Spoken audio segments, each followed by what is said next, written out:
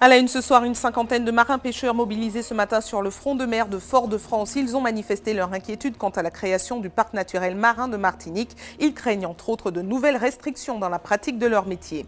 Hervé Pinto obtient gain de cause après 33 jours de grève de la faim. La CSTM lui a apporté son soutien ce matin en bloquant l'accès au centre de tri de la Poste. La direction a consenti à interrompre toutes les poursuites engagées contre lui. L'accès au parking de la Pointe-Marin est à nouveau payant depuis ce matin. Après 2 ans de suspension, le dispositif revient avec de nouveaux tarifs. La nouvelle formule qui devrait aider à financer l'entretien du site divise les usagers. Et puis, dernière ligne droite avant l'élection de Miss Martinique. Les candidates suivent une formation accélérée pour être prêtes le jour J. Nous avons suivi les répétitions des jeunes filles. Bonsoir à tous et bienvenue dans cette édition que vous pouvez suivre en direct sur Facebook. Nous commençons tout de suite avec cette mobilisation des Guyanais de l'Hexagone ce week-end à Paris. Ils ont manifesté pour réclamer une mise en place rapide des mesures de l'accord de Guyane. Plusieurs collectifs, les 500 frères, les représentants des peuples autochtones, le collectif Trop Violence et le collectif Larois du Haut-Maroni se sont rassemblés pour parler d'une même voix. Voyez ce reportage de Stéphane Alessandrescu. 3 mois après les accords du Guyane, où en sont les promesses? C'est la question que posait samedi place de la République à Paris la manifestation organisée par les Guyanais de métropole. Nous sommes tout aussi concernés que les Guyanais de Guyane parce que nous avons notre famille là-bas et nous aussi n'acceptons pas que les nôtres meurent faute de moyens ou faute de prise en charge de qui de droit. Il y a près de 6 000 enfants qui ne sont pas scolarisés, il n'y a pas d'école, bon, tout ça. Bon. Et puis on est là pour leur dire qu'on est là, on ne va rien lâcher parce qu'on a les mêmes droits. C'est légitime. 3 mois après les accords, les Guyanais s'impatientent, notamment dans les 3 communes du Haut-Maroni qui demandent une aide pour sortir du désenclavement. Le problème de la CTG ou de l'État, c'est toujours de nous dire qu'il nous manque le budget, qu'il n'y a pas assez de financement, il faut aller chercher les fonds. Ils nous comprennent, mais nous, on ne veut plus qu'on nous comprenne, on veut qu'on nous désenclave concrètement. Donc s'il nous faut nous battre encore pour obtenir ne serait-ce que la moitié ou tout ce que l'on demande, nous resterons mobilisés et nous le ferons comprendre à l'État que nous voulons notre hôpital de proximité, que nous voulons notre axe ferroviaire ou notre route, tout simplement. Des choses minimes, mais qui comptent beaucoup pour les gens de l'intérieur. Impatience également du côté des peuples autochtones qui sont venus dans cette manifestation réaffirmer leurs revendications. Nous voulons simplement une ratification de l'article 169 qui reconnaît tout simplement les peuples autochtones à part entière. Nous voulons simplement que l'orpaillage illégal en Guyane soit éradiqué. Et concernant le volet illégalité, il y a le côté légal. Il s'avère que prochainement il y aura un projet de montagne d'or qui malheureusement aura des conséquences environnementaux sur la population et sur l'économie même guyanaise qui ne satisferont pas les Guyanais, ça c'est sûr. Le sentiment est que les choses avancent, mais pas au rythme qu'il faudrait. Direction Sainte-Anne maintenant, avec le retour d'une pratique qui avait été suspendue pendant 2 ans. L'accès au parking de la plage de la Pointe-Marin est à nouveau payant depuis aujourd'hui. Une nouvelle tarification a été mise en place en fonction du nombre de temps que vous passerez sur le site. La nouvelle mesure, qui en a surpris plus d'un ce matin, aurait pour objectif d'entretenir le site avec plus d'efficacité. Voyez ce reportage d'Alizé Lutran et de Michelet François. Des parcs-mètres pour remplacer les anciennes chaînes. Les usagers devront remettre la main au porte-monnaie pour accéder à la plage. Et voilà relancer la polémique sur l'accès payant à la Pointe-Marin. Je trouve que c'est un peu dommage. On devrait pouvoir accéder à une plage gratuitement. C'est un lieu public. C'est pas comme si c'était une plage d'un hôtel privatif. Je pense que ça peut être bien, une bonne chose pour la commune et puis pour le nettoyage, pour les infrastructures. Ça permettra aussi de réguler. Donc n'importe qui ne pourra pas rentrer comme il faut et puis les gens vont plus marcher, ça leur fera du bien. Je ne viendrai pas à cette plage-là encore, là c'est la dernière fois. Les autres années c'était gratuit, on venait. Maintenant que c'est devenu payant, non, on ne reviendra plus. En tout cas, il vaut mieux garer à l'intérieur, payer 80 centimes ou rester jusqu'à 8 heures, payer 5 € que rester à l'extérieur et payer 135 € si vous êtes sur un trottoir. Égard à ceux qui seraient tentés de stationner aux abords des parkings pour s'affranchir du règlement. Les agents de surveillance de la ville quadrillent l'intérieur et l'extérieur du site. Guy est l'un d'entre eux. Sa mission, faire la chasse aux fraudeurs. Ben vous voyez, je suis en train de verbaliser, là, je suis à la 6e. Ceux qui refusent de payer les 80 centimes de l'heure, ils vont se garer sur les trottoirs, mais ça fait 135 € de contravention. C'est que le début, après ils vont s'habituer, ils vont payer comme avant. Avant ils payaient bien, maintenant ils vont payer. Du côté des commerçants, l'inquiétude se fait déjà sentir. Nathalie est gérante d'un club de plongée. Elle redoute des répercussions importantes sur son chiffre d'affaires. Les gens voient que c'est payant, donc ils hésitent à venir se garer sur le parking, donc ils ne passent pas devant le club de plongée, donc ça a des répercussions économiques. Nous, on avait une autre possibilité, c'est d'acheter des tickets de parking qu'on peut donner ou offrir à nos clients, mais ça veut dire qu'on va impacter sur notre chiffre d'affaires encore une fois, on va réduire nos marges. Donc on est encore un peu pris en otage. La remise aux normes du site de la Pointe-Marin a coûté près de 800 000 €, en partie financée par l'Europe, mais la ville a dû aussi débourser. La nouvelle tarification devrait lui permettre de rentrer dans ses frais. Les 15 premières minutes sont gratuites. Ensuite, la tarification s'effectue par quart d'heure, entre 10 et 30 centimes en fonction de la durée. Des prix à la hauteur du service, selon le maire de la ville. Il faut que les gens voient ce qu'ils ont en contrepartie. Le parking, la sécurité des enfants, les plages sont nettoyées, d'accord, l'eau est utilisée, d'accord, il y a un service qui est là, d'accord, donc les gens sont dans un confort et dans une tranquillité. La plage est faite aussi pour se détendre aussi, donc la détente est assurée. Les sommes récoltées par les nouveaux parcs-mètres devraient servir à subventionner les différents projets de la ville et à entretenir le site de la Pointe-Marin. Dès la semaine prochaine, la ville prévoit déjà d'injecter près de 100 000 € pour baliser la zone de baignade. Et puisque nous parlons de la plage, faisons maintenant le point sur les règles de sécurité appliquées, surtout si vous êtes accompagné d'enfants. C'est ce que nous allons voir tout de suite avec notre invité qui est le directeur d'Aquamove qui propose des initiations à la natation sur les plages pendant les grandes vacances. Frédéric Calixte, bonsoir. Bonsoir. Merci à vous d'avoir accepté notre invitation. Merci à vous. Alors, on le sait tous, il faut rester vigilant aux abords des points d'eau quand on a des enfants. Mais pourtant, il y a quand même des drames chaque année. Alors, est-ce que vous pouvez déjà, pour commencer, nous rappeler les règles de base à respecter quand on est près d'une plage ou près d'une piscine avec les enfants? C'est cela. Donc, effectivement, il faut respecter les règles suivantes. Donc, tout d'abord, maintenir une vigilance accrue. Même si les enfants savent nager, même s'ils ont des bouées, même s'ils ont des brassards, il faut qu'il y ait un adulte qui soit là, sur place, pour les surveiller. Un enfant qui sait nager peut se noyer, il faut le savoir. Ensuite, il faut éviter les heures les plus chaudes de la journée. Éviter de manger effectivement beaucoup, de consommer beaucoup d'alcool, ainsi que d'autres substances, parce qu'effectivement, ça baisse la vigilance et ça met en péril non seulement la vie des usagers, mais aussi la vie des enfants. Alors, ce qui surprend dans les drames qu'on entend, c'est que souvent, il y avait plein de personnes près du point d'eau et que personne n'a vu l'enfant ni couler, ni tomber à l'eau. Alors, qu'est-ce qui explique cela? Tout simplement, un enfant noyé ne crie pas. Il est sous l'eau, on voit juste les mains qui dépassent. Et effectivement, c'est aux parents, aux adultes qui sont autour, d'être vigilants, ne pas être sur son téléphone portable, être axé sur la baignade et la sécurité des enfants. Des enfants, mais aussi, par exemple, des personnes âgées qui peuvent être aussi assujetties à des malaises, par exemple. Et ils se débattent rarement, c'est ça? Quand ils coulent, ils font rarement des... Il est très rare, à part les petites mains qu'on va voir dépasser de la surface de l'eau, il est très rare que les enfants montrent effectivement leur mécontentement ou bien leur inquiétude quant au fait qu'ils n'aient pas pied ou bien qu'ils soient effectivement victimes de malaise. Alors, quand on fait des sorties en groupe, souvent on a l'impression que tout le monde surveille les enfants, mais personne. On fait comment? On fait plutôt tout le monde surveille son portable, comme dans la vie de tous les jours. Donc on doit désigner un Charlie un peu, on doit désigner une personne qui doit surveiller. Tout à fait. Il faut qu'il y ait un responsable, un référent qui accompagne les enfants. Mais il n'a pas besoin d'être nageur, mais juste une autorité qui puisse dire, bon, on commence la baignade, on finit la baignade. Tout le monde est là, on rentre.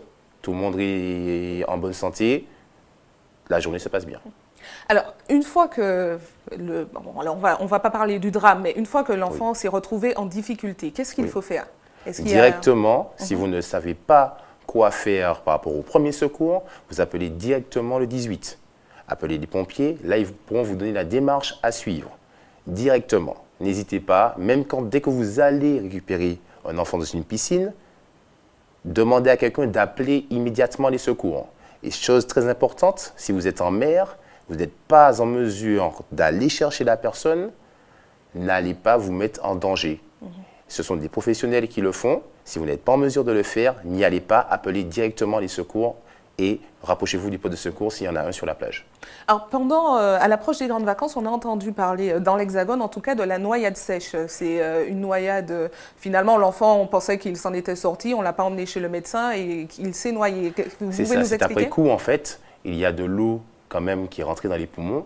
Et effectivement, l'enfant se noie parce qu'il y a trop d'eau dans les poumons. Donc ça survient après une noyade qui peut être bénigne au premier abord, mais dès que vous êtes dans un cas d'une noyade, qu'elle soit bénigne ou importante, une noyade, c'est quoi? Dès qu'il a pris une grosse tasse, dès qu'il a pris une grosse tasse, dès que l'enfant, effectivement, est peut-être aussi inconscient, là, n'hésitez pas à appeler le SAMU ou bien le 18. Même s'il s'en est remis entre-temps. Même si emmenez l'enfant aux urgences, pour ne pas avoir aucun doute.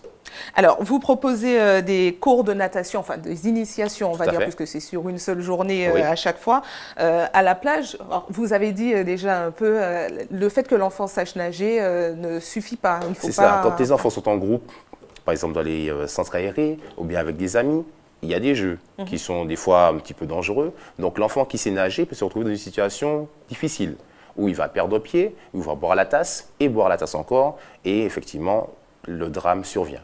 Ceci étant dit, il faut effectivement privilégier l'apprentissage de la natation. Il y a des clubs qui sont très importants en Martinique. Il y a des associations qui donnent des cours également. Et nous, effectivement, on vous donne rendez-vous ce dimanche à la Pointe-Marin si l'accès est gratuit. Ce serait intéressant, monsieur le maire. Oui, on vient de voir ça. Oui. Et pour pouvoir faire une manifestation d'utilité publique, c'est-à-dire offrir des cours de natation gratuits pour les enfants.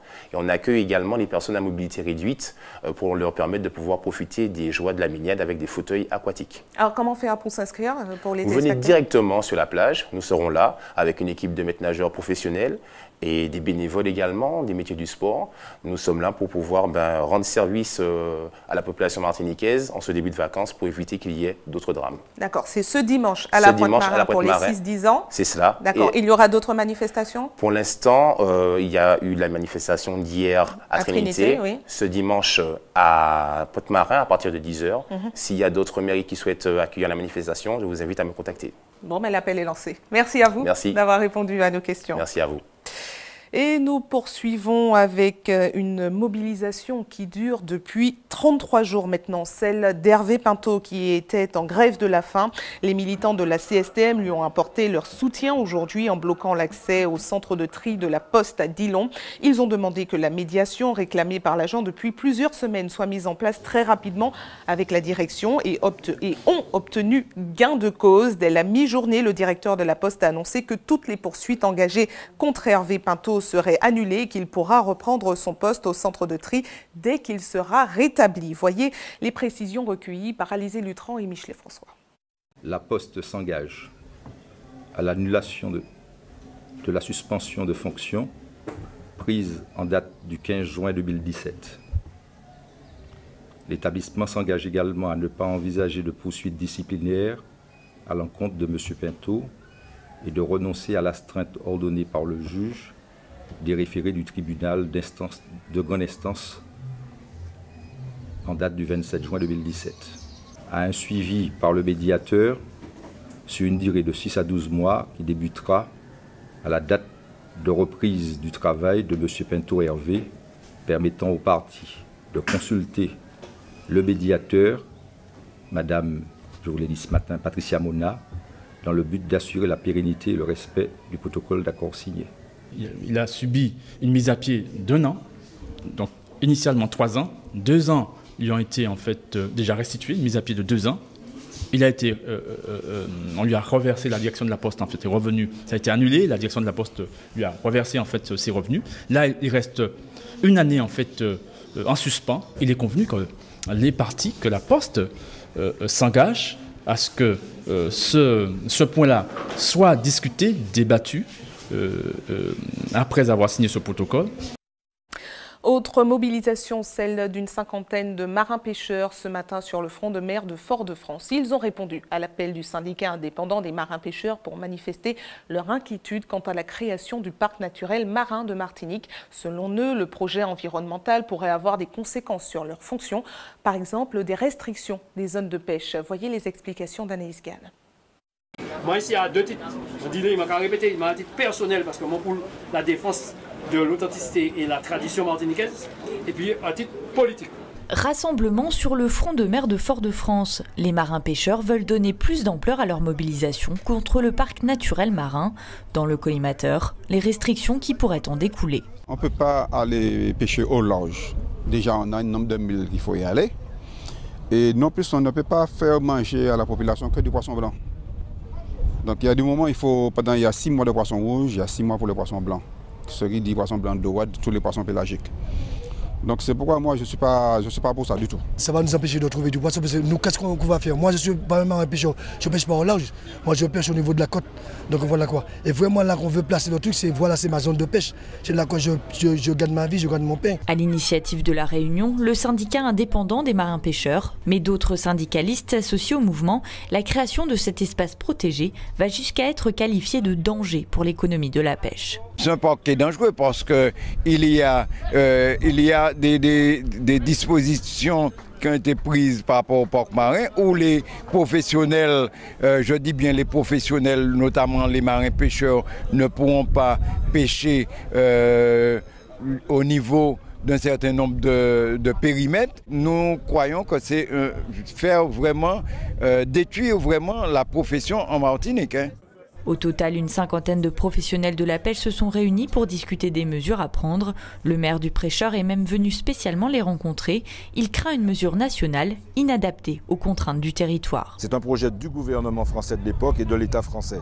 Moi, en tant que maire d'une ville côtière, d'une commune côtière, solidaire de mes marins-pêcheurs, je suis solidaire de son combat-là et je suis partie prenante de ce combat-là. Il ne s'agit pas d'être médiateur de quoi que ce soit, mais au contraire de participer à l'action revendicative contre le principe même du parc marin en tant qu'il échappe à une gouvernance martiniquaise des affaires martiniquaises. Pourtant, ce sont bien des acteurs locaux qui seront chargés du projet. Comme c'est le cas dans les 8 autres parcs naturels marins français, celui de Martinique sera dirigé par un conseil de gestion pourvu de 53 sièges, tous occupés par des professionnels du milieu. Le décret prévoit un certain nombre de catégories, donc on sait déjà qu'il y aura 8 représentants des marins-pêcheurs et il faut maintenant que les instances dirigeantes de la pêche en Martinique nomment ces 8 représentants et puis ainsi de suite pour les élus, les autres professions, les loisirs, les associations de protection de la nature et les personnalités qualifiées. Au final, le préfet va avoir 53 propositions de noms qu'il mettra dans un arrêté préfectoral qui permettra de convoquer ce conseil de gestion, j'espère le plus rapidement possible. Les représentants de l'État se veulent rassurants. Aucune législation ne vient pour le moment interdire la pêche côtière dans le parc. L'enjeu est avant tout de protéger le milieu marin en proposant des solutions adaptées à tous. Il s'agit de mieux connaître le milieu marin, le protéger et assurer le développement durable des économies qui se déroulent sur le champ du parc naturel marin. En Martinique, les spécialistes s'accordent à dire que les fonds marins se dégradent dangereusement à cause de l'activité humaine.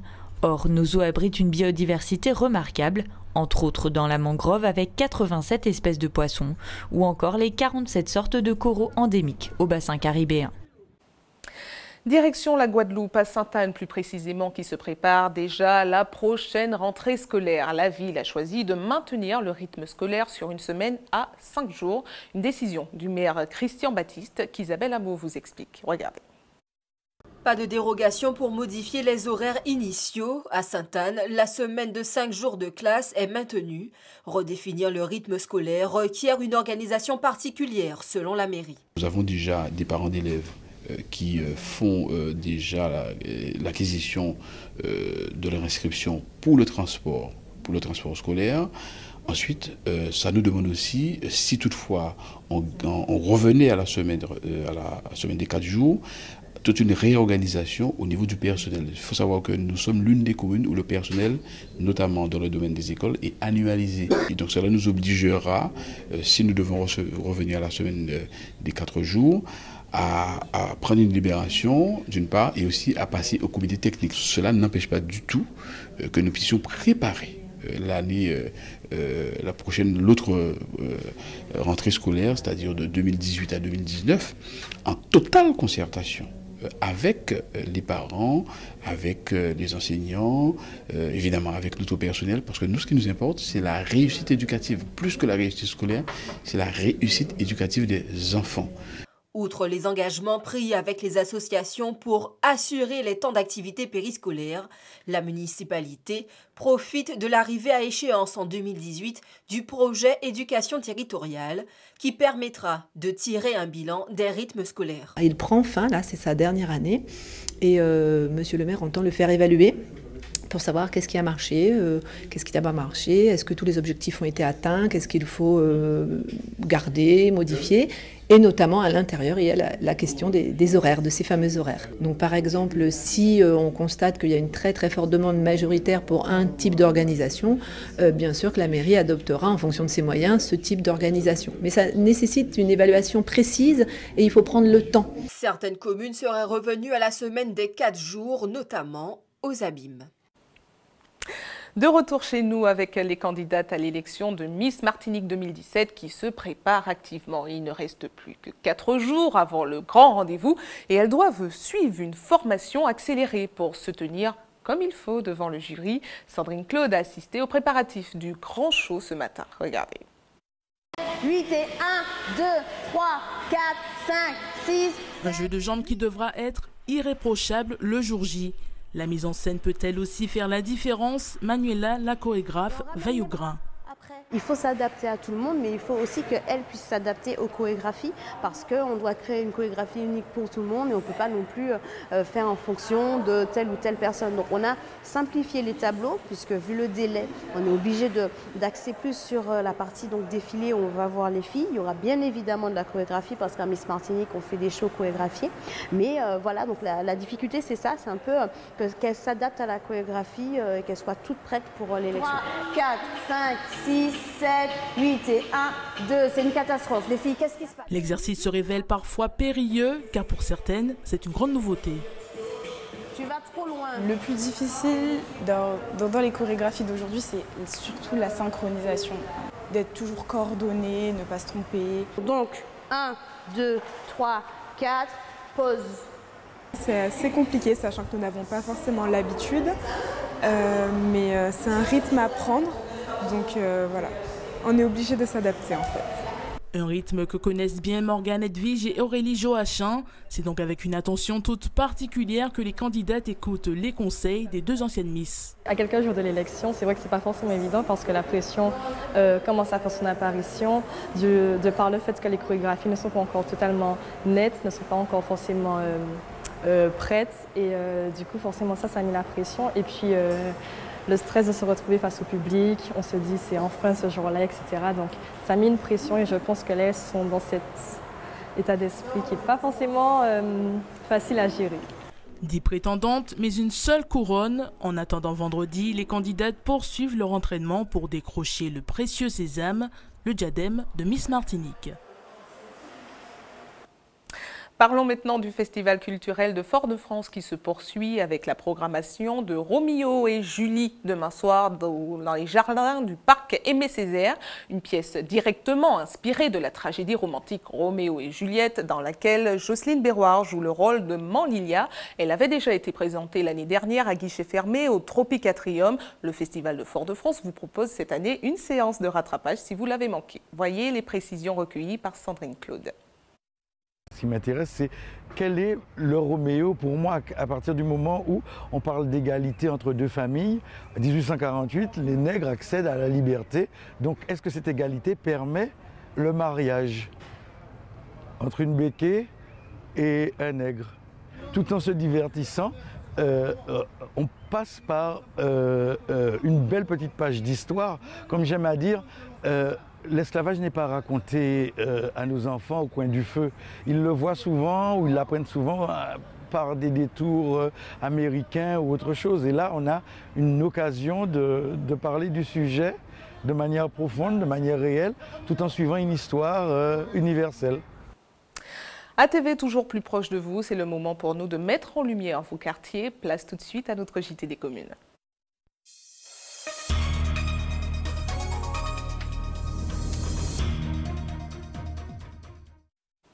Un JT des communes qui commence avec cette information pratique pour ceux qui souhaitent faire un don de sang demain. Une collecte sera organisée de 9h à 14h sur le parking du Carrefour Market à Rivière-Salée.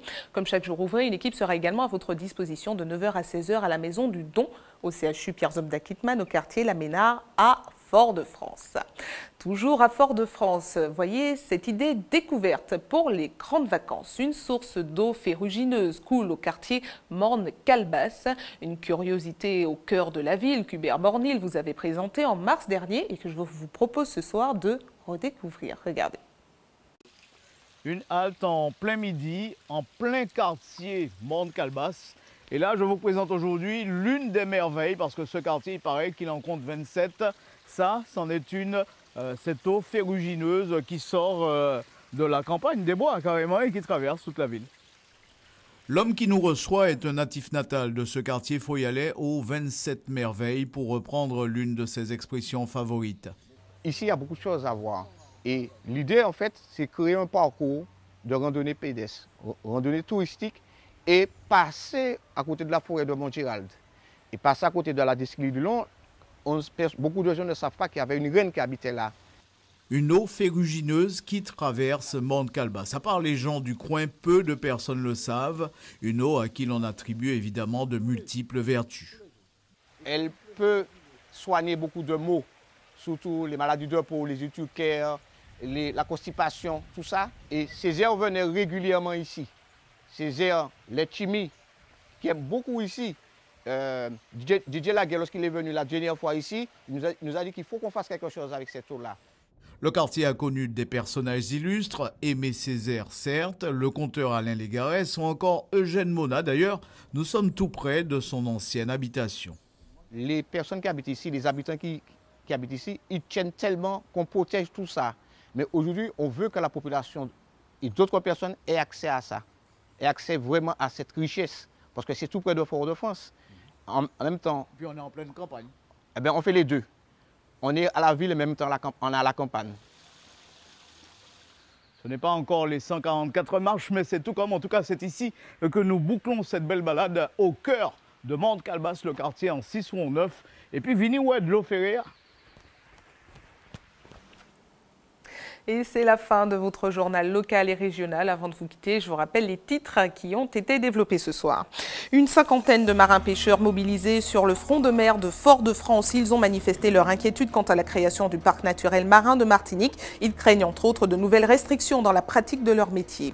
Hervé Pinto obtient gain de cause après 33 jours de grève de la faim. La CSTM lui a apporté son soutien ce matin en bloquant l'accès au centre de tri de la poste de Dillon. La direction a consenti à interrompre toutes les poursuites engagées contre lui. L'accès au parking de la Pointe-Marin à nouveau payant depuis ce matin. Après 2 ans de suspension, le dispositif revient avec de nouveaux tarifs. La nouvelle formule qui devrait aider à financer l'entretien du site divise les usagers. Et puis, dernière ligne droite avant l'élection de Miss Martinique, les candidates suivent une formation accélérée pour être prêtes le jour J. Et nous avons suivi les répétitions des jeunes filles. Restez sur ATV, retrouvez tout de suite la rediffusion de l'émission Destin d'Outre-mer avec le portrait d'Audrey qui travaillait à Paris le soir du 13 novembre. Elle revient sur cette nuit éprouvante. J'ai soigné les victimes des attentats. C'est à retrouver à 19h40. À 20h, retrouvez le magazine Capital avec le titre Croisière et paquebot géant. Enquête sur un incroyable business. Quant à moi, je vous retrouve avec plaisir demain soir dès 18h50 pour les titres. Bonne soirée avec nos programmes et à demain.